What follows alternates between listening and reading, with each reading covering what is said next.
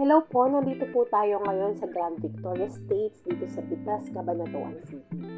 Itong unit po na ating i-video ay Hana Model. Ito po yung actual na makikita natin na unit. Ito po yung actual turnover na pagka turnover sa inyo, ito po mismo. May tiles na po siya. Gamit na lang po ang kulang. Ayan, maluwang po ang living area. May space po sa ilalim ng bintana po dyan. May space po sa ilalim ng stairs na pwede nyo pong gawin lagay ng stocks. At ito po yung CR niya sa first floor. May tiles na din po. Maluwang po yung CR niya.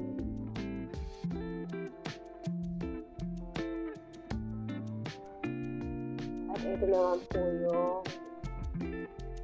kitchen. Pwede nyo po lagyan ng division dyan. Sala niya napakaluwang po.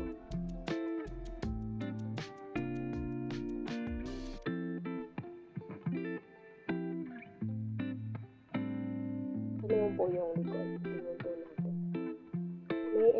Pwede po kayo mag-extend ng 2 meters dito. Kahit lagyan nyo po siya ng dirty kitchen. Ayan po yung mga natin sa taas. Pwede nyo pong makuray yun. Extension din po sa gilid.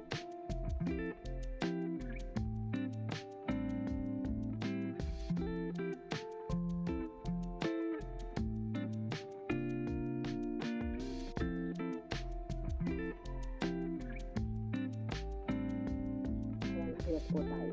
Yung pong tiles nyo sa hagdan, ganyan din po. At is po itong, pag kumuha po kayo ng unit ng Ana, at is po, ganitong unit mismo yung ito-turn over sa inyo. Kaya wala na po kayong intindihan kundi gamit lang. Hindi na po kayo mag-iintindi sa pagpapagawa pa. May division na rin po dito sa mga rooms dito. Dito po sa hagdan may bintana po na malaki-laki din. Ito na po. Kaya pasukin po natin yung 3 bedrooms. Isang master bedroom, tas 2 pong room na pwede sa mga kids niyo. Ayan po yung sa may hagdan.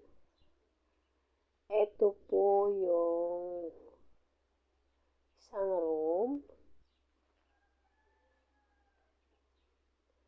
Ito po yung CR sa second floor.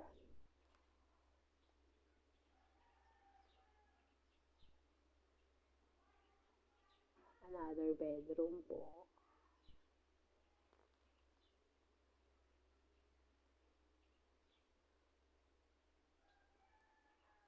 At ito po yung master bedroom na dito din po yung balcony. Maluwang po ito.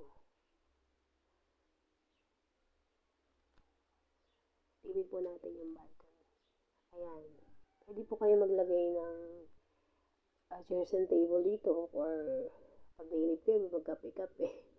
Ayan po.